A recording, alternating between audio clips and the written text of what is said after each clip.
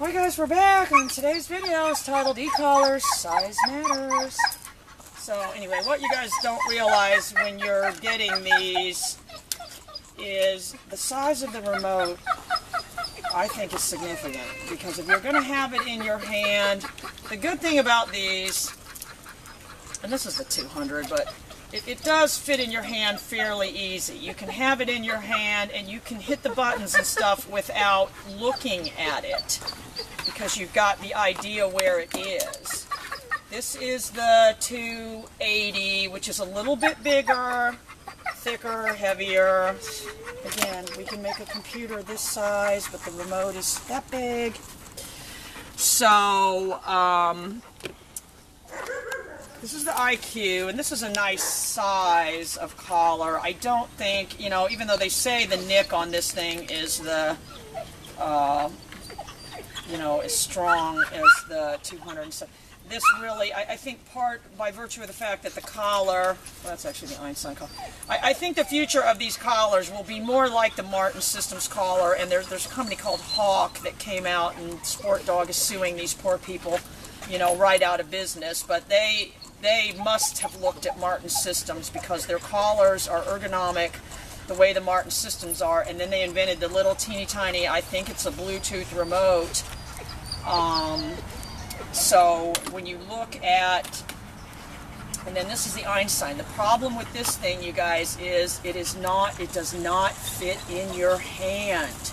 It's very, very awkward. The other problem is if you're not looking, if you're trying to do stuff, which the majority of the time you're not looking at the collar, this thing will get turned around in your hand inadvertently and you will hit the wrong button. I don't like that. It's a fatal flaw in the design. Not to mention it's very, very awkward and uncomfortable. Did you guys ever see that movie, The Jerk, with Steve Martin, where he invented this thing where you could take your glasses off from the front, and then he was like, some loser that didn't have any money, and then he got rich because he invented this thing.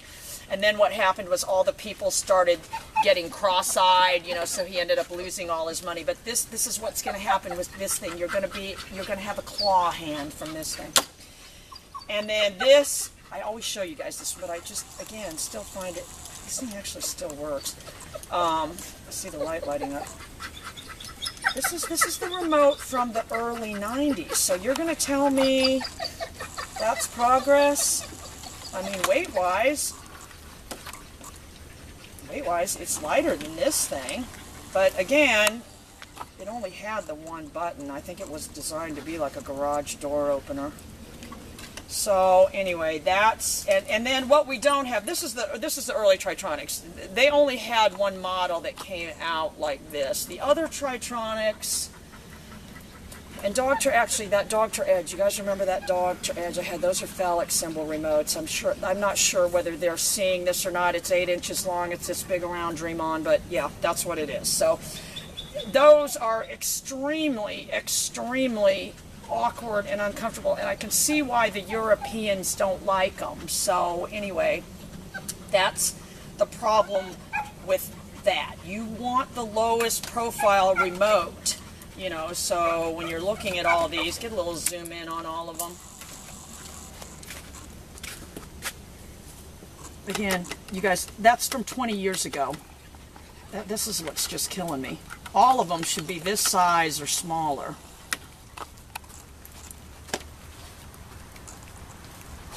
This is what I sit around doing during the day, guys. More updates soon.